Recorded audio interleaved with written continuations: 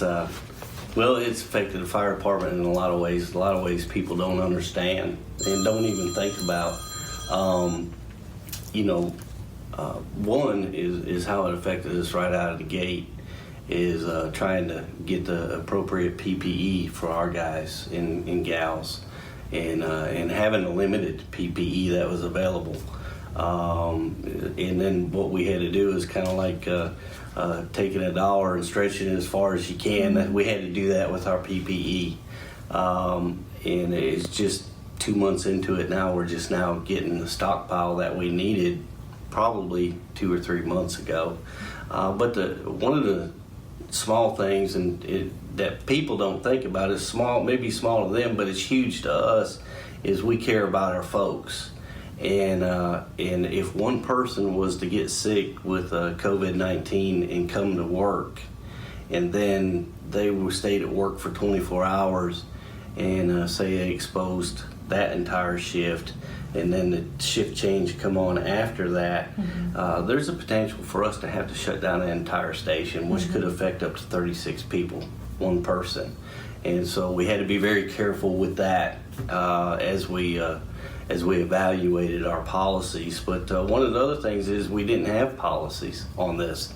Nobody plans for a pandemic, mm-hmm. and so we had to think through those and try and do some research on the policies. So we created all that. So it's really been a learning experience for all of us. And thank God we live in Jackson, and people took it serious. We were able to reduce the exposure not only to our firefighters but also to the public. So I think we dodged a bullet that mm-hmm. could have really been bad for us, but and that's through everybody working together, not just the fire department, the entire community. And would you say you're meant to do? Has this shifted your calling on this as being a firefighter? Has this affected you in any way, positive or negative? Well, I mean, just the fire service in general is a calling of mine. It's something that I knew I was going to do when I was a kid, 3-4 years old. I come from a family of firefighters, and I was in the profession for 12 years, and then I left to pursue the money, make big bucks and the American dream and all that good stuff. But I was miserable. Mm-hmm. And I feel like God put that passion on my heart to work in the fire service. Mm-hmm. And to be in the fire service is where I needed to be. And it was obvious throughout my entire departure from the fire department that I needed to be back. Mm-hmm. So, through a lot of prayer and conversations with my wife, the opportunity came back up, and I got back into it. And I haven't regretted a second of it. I love it. This is what we're supposed to do. And you talk to 99% of the firefighters, they're going to tell you the same thing. Mm-hmm. We're not here for the money. We're not here for anything else other than it's a passion God puts in our heart to serve people, and we want to do it. Mm-hmm. And we couldn't imagine life any other way. Well, thank you so much for your service. Thank you.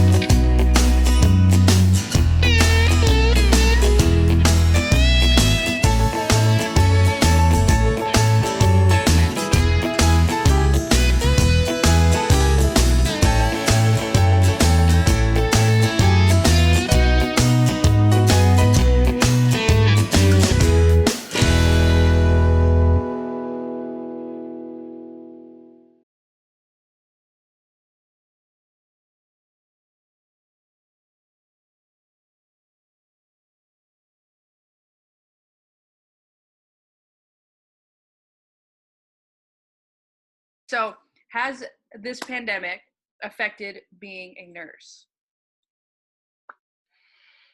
For me, yes. I have always been one of those nurses that's like, grab the gloves, jump right in. I don't really care what's rolling in. I'm right in the down and dirty with you. And this has made me a little, I don't want to say scared, but it's definitely made me step back quite a bit. And not really sure why, but it just has kind of gotten me a little rattled. So I'm definitely way, more cautious when something rolls in, versus me just hopping right in. I mean, it definitely helps, and we save patients, right? But it definitely makes you, you as a healthcare provider, you don't really always think about yourself. You just kind of hop right in and help whoever needs help, whoever's dying, whoever needs your help. And with COVID, it definitely makes you step back and say, oh, wait a second, make sure I have my gloves on, make sure I have my gown on, make sure I got my mask or my goggles. Am I breathing? Can I see fog? Or is everything sealed? Before you hop in and help somebody. And that's kind of, it's a little different than normal. And so you work in the ER, correct? Yes. So have you had any patients that have had COVID-19? Yes, a lot actually. A lot. And how has knowing that they had COVID, how has that affected or has it impacted? Like you said, you were thinking twice about stuff and all of that, and usually want to just jump right in. But other than precautions, can you find yourself being even more hesitant to jump in those situations?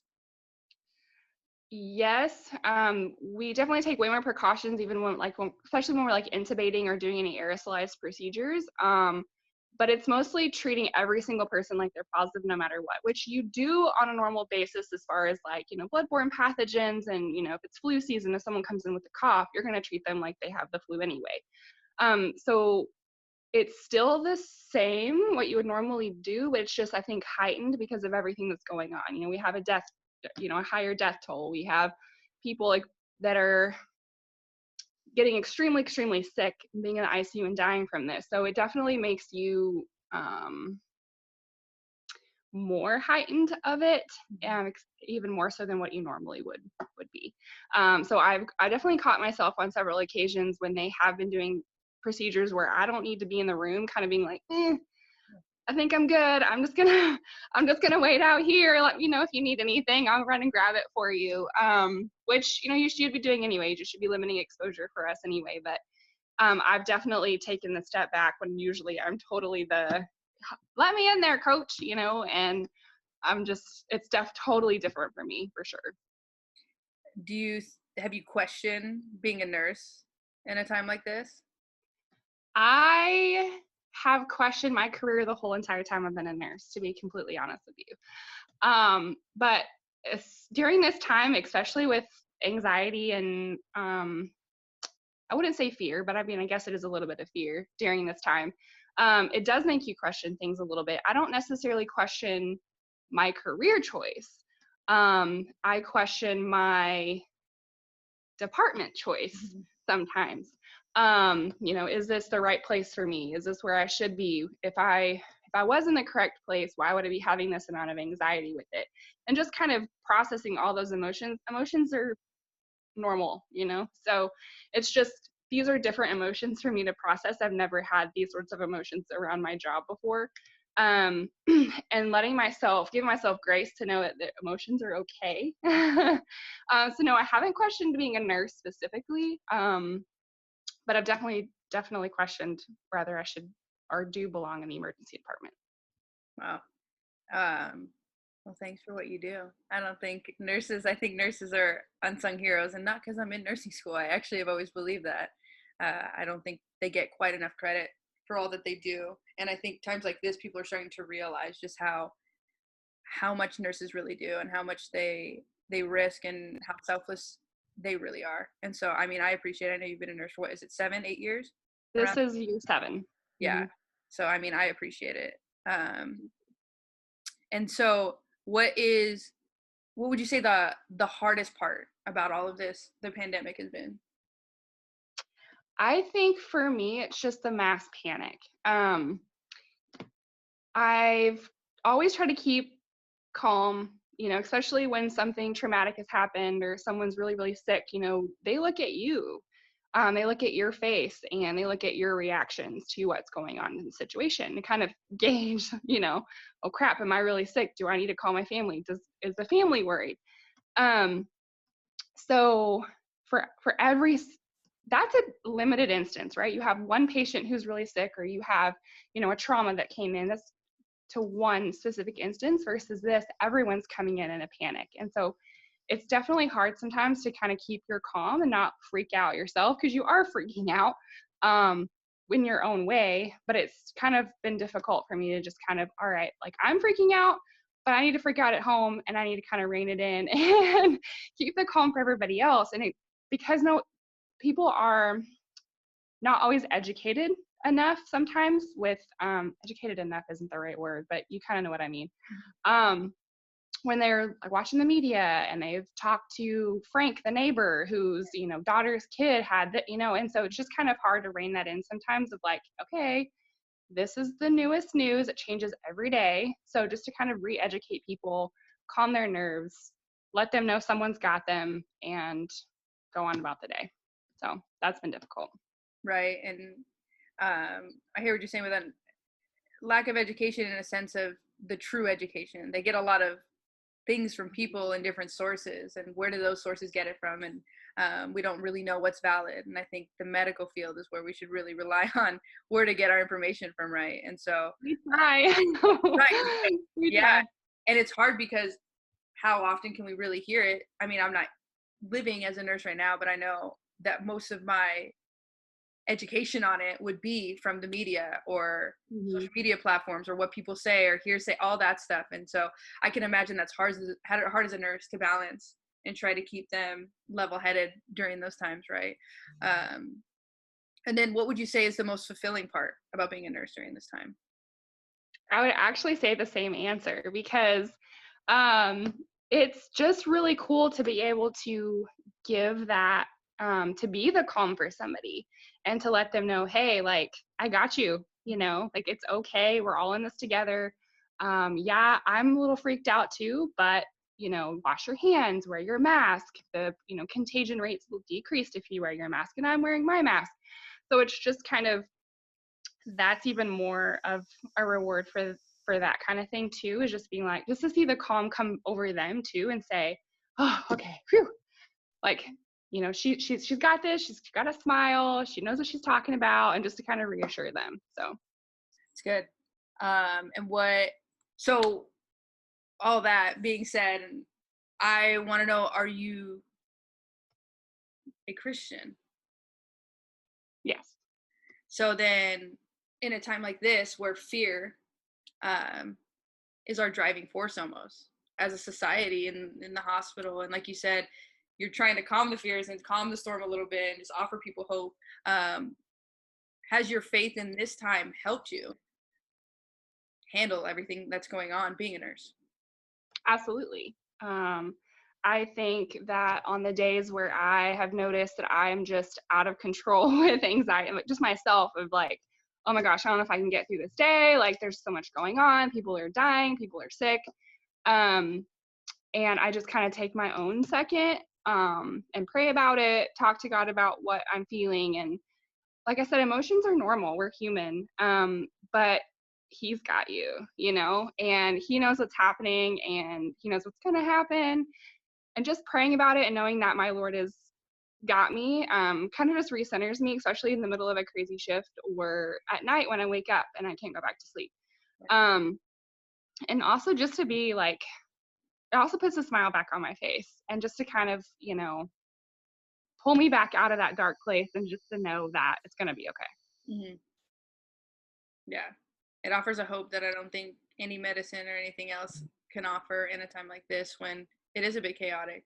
And being a nurse is, God uses you as a vessel to be a beacon of hope and to reassure people within reason, right? We don't want a false reassurance, but within reason, be able to reassure people and offer them a hope, maybe if they don't know the Lord, and it's just such a trying time, but what a profession to have, to be able to be a light, right? And what a platform in such a time of fear, to know that there's hope in Christ, to know that there's like a sovereign God that's honestly in control of all this. And perfect love casts out fear. So we don't really need to fear, which is great. You know, there's that reassurance and the fact that we can be that for people as nurses, Mhm. and you can be that for people, especially right now in this trying time. But yeah, I appreciate you again. Thank you for your time, and you're You're amazing. very welcome.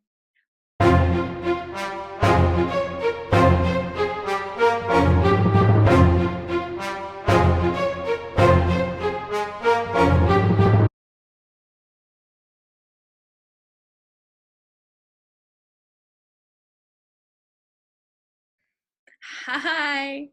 Hello. Conversation. We good. So how has this pandemic with COVID-19 affected you personally? It affected me personally. Um, I would say mostly with my family. I'm really close to my family. We do a lot of stuff together, a lot of celebrations. I'm from a really big family. We're really close. So I definitely have been impacted in that area where I can't like go spend time with them. There's been a lot of birthdays that we've missed. And had to figure out other ways to celebrate. Easter looked a lot different for us this year. So I would say that was the biggest like thing in my life that was impacted. Um, but as far as like obviously my social life was impacted, but I wouldn't say that was greatly affected for me because I don't have a whole lot of value in that area. More of my value is with my family. And then also with my job, not much has changed since I do social media for my job, my career, and that's all on the phone and through my computer. So not much was impacted there. So if anything, I would say my family was mostly impacted. And so you do social media for a job. So are you classified right now as an essential worker? No, not essential worker. So then are you still able to work during this time? Yes, I work from home. My whole department works from home. I work for a church, so no one is in our office, our building. I'm from a mega church, so it's a really big staff. So we wouldn't even be able to work together in a way that is respecting social distancing or anything like that. It would just be it's still like considered unsafe to be in the office. So everyone is working from home and all of us are just making it happen. Like nothing has really changed. A lot of Zoom calls, a lot of emails. We're still able to do what we have to do. And so do you like working from home? Yeah, I enjoy it. I live with my mom and she works from home too. She's not an essential worker. She's also in marketing. And so it's nice being home all day and being able to work alongside her. She works for a different company, but we're in the same kind of field. So I love working from home and I hope that when the regulations are lowered and all that stuff that I can continue to work from home because I've really enjoyed it. And I definitely just didn't for what I do personally, it doesn't really impact it. So it's been good for me. Would you say that because you're working from home and only Zoom, would you say you miss the human interaction part? I do, but I said I don't hold a lot of value on like my social life, but by nature I'm very social. And so when I'm in the office, I'm like, I just love interacting with people. And so that has its pros and cons to it, but I definitely feel more focused working from home because I'm not surrounded by my coworkers. And if we ever need to communicate, it's just as easy as sending an email or text message. And so I think it definitely eliminates distractions from just being at home. So is there anything, or what would you say you miss most about social distancing and businesses not being open? Like I said, I miss my family a lot. So that's the number one. But besides that, I think everything else, like I miss it, but it's not to a point where I'm like anxious for things to go back to how they were. A lot of the things that I would be doing that I'm not right now is like shopping or getting pampered or like going out and eating with friends. And when I evaluate that, there's just like a lot of money that's spent there and a lot of things that don't really matter, like getting my nails done at the end of the day, like doesn't really matter. And so the things that I would be doing that I'm not just aren't that important. So for me, it's been okay, and it doesn't feel like a huge sacrifice right now. Um, yeah, I answered your question. Yeah. Do you think you've learned new essentials and new things, new priorities when this whole thing lifts? Do you think this is going to translate into that, into life again, or do you think it's just circumstantial, like the pampering, you saying saving money and all that? Do you think that will translate? Um, it might, but yeah, I don't think I'm gonna like make any huge adjustments. I think the biggest adjustment that I would make, that I'd be taking from what I've learned during this time, is working from home. I do feel like I'm more efficient with my time. I'm not like having to drive into the office or sit in traffic, or definitely not eating out as much. So I'm saving money. So if there's anything that would change that I'm doing now, it would be hopefully that I get to still stay working from home. But besides that, like, I would love a massage right now, like just to go get a massage, like stuff like that. I do miss getting the pampering. It's good for like my mental health too. And so, piggybacking off that, what would you say is the hardest part of this pandemic for you personally? I Other than think the hardest part for me is the differing opinions about it. Yeah. That's really hard. For me personally, I see it as something that can unite the world because we're all going through the same thing. It's not like we're at war and there's two countries that hate each other and are killing each other. The thing that's killing us is a virus, and it doesn't discriminate, it doesn't have an opinion of who we are. It's not, it literally just attacks whoever it comes in contact with.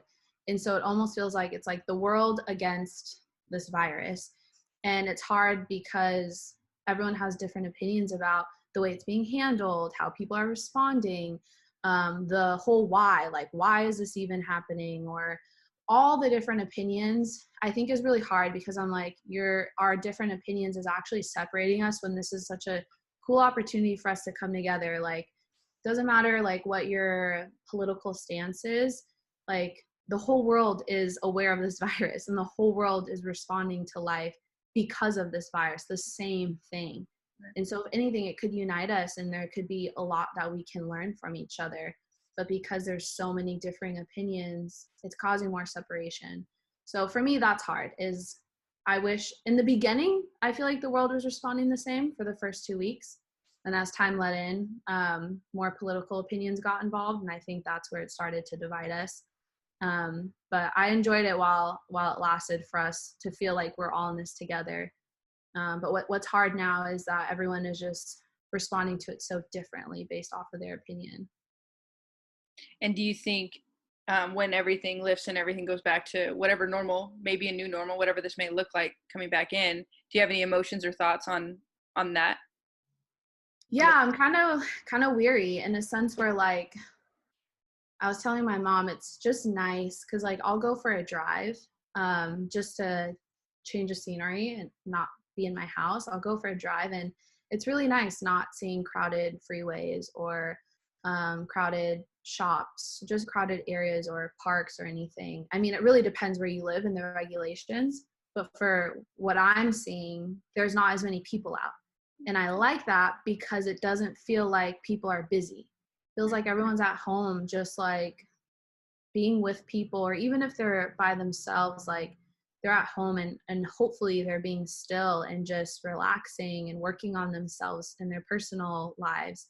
And so I like that feeling of like we're not all out rushing to get places or do something or buy this or get that, or waiting in line for the latest technology. It's like we're all at home. And so I'm weary because I'm like, I'm going to miss that. Like, I'm going to miss feeling like the world was quiet for a little bit. I like that feeling. And so, yeah, like I'm weary, but I'm also excited just to obviously see the people I love again and spend time with them. So there's both sides. I'm excited to see people, but I'm also weary because I'm like, I hope we don't jump back into the busyness. Even though I know people are still really busy from home, it doesn't feel as like crazy and crowded in the world right now. Yeah. And you said you work for a church, so are you Christian? Yes, we are a Christian, non-denominational church. And would you say that has your faith helped you in this time?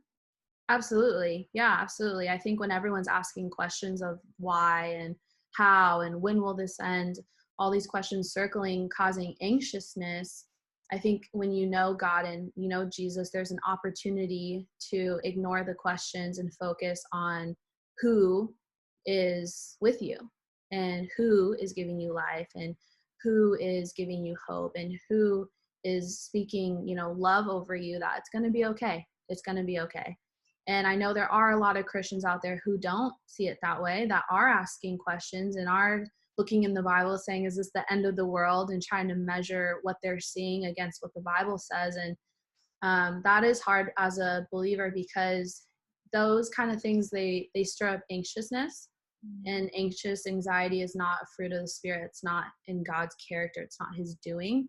And so I think it's a great opportunity during this time as questions and anxiety wants to roll in. It's a great opportunity as a believer to just really stand firm in your faith and stand firm in who God is and remember that he is with you.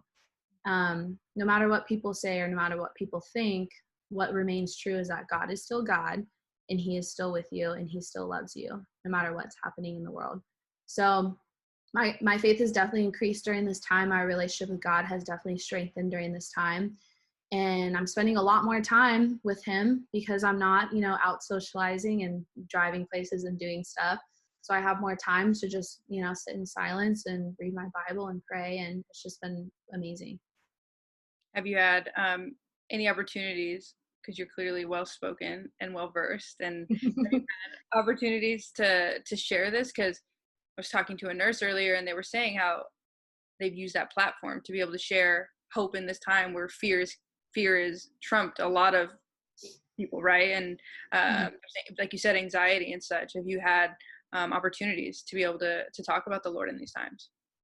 Yeah, my cousin was hospitalized, and her husband doesn't believe in God. And so while she was in the hospital, not for COVID, it was for something else. While she was in the hospital and she was unconscious, and he didn't have, he wasn't able to communicate with her, and he leaned a lot on the family while she was hospitalized, and he couldn't go see her because of just everything going on.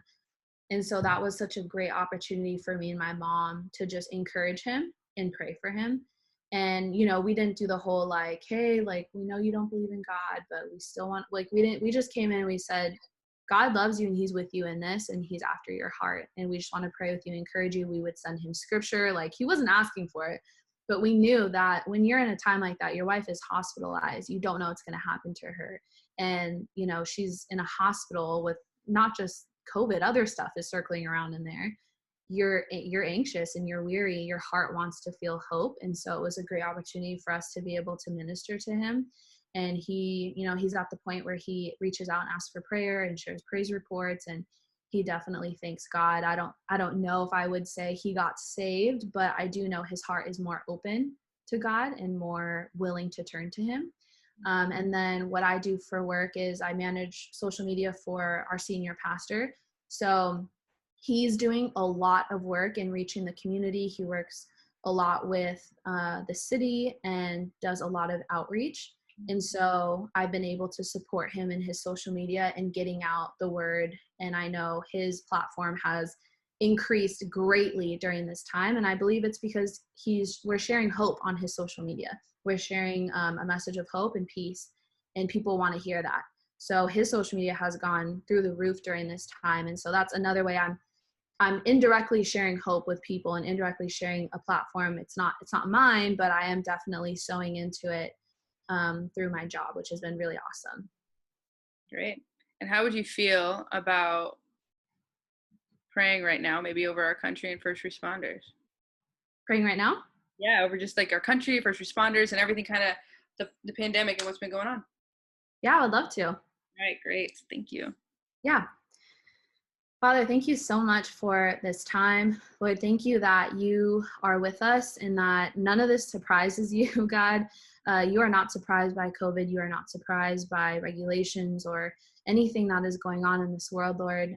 You are well aware of what's happening. And God, I just thank you that you are sovereign and that you have a purpose during this time, and your heart breaks for those who are suffering during this. Your heart breaks for those who are experiencing anxiousness, loss of loved ones, people who, essential workers who are putting their lives on the line, Lord, and having to go to work to provide for themselves. God, your heart breaks knowing what is happening, but you are still with us and your hand is reached out to us. And I just pray during this time that people reach back to you, Lord, that they lean on you, that they depend on you during this time. I pray that your spirit unites our country, that your spirit unites our world, knowing that we are all humans. That's one thing we have in common, is we are humanity and we need you, Lord. So I just pray for a supernatural peace to invade people's homes, Lord, for our essential workers, Lord, for everyone working in hospitals, who are tending to people's loved ones who are by themselves and alone. I pray that you strengthen their hands, strengthen their hearts, Lord, strengthen their minds. God, I just pray for any essential worker, any nurse or doctor who just wants to give up, who feels overwhelmed, who just feels like they can't keep up with things and just want to end it all and want to end their life. God, I just pray that you speak power and life into them, that their time is not done.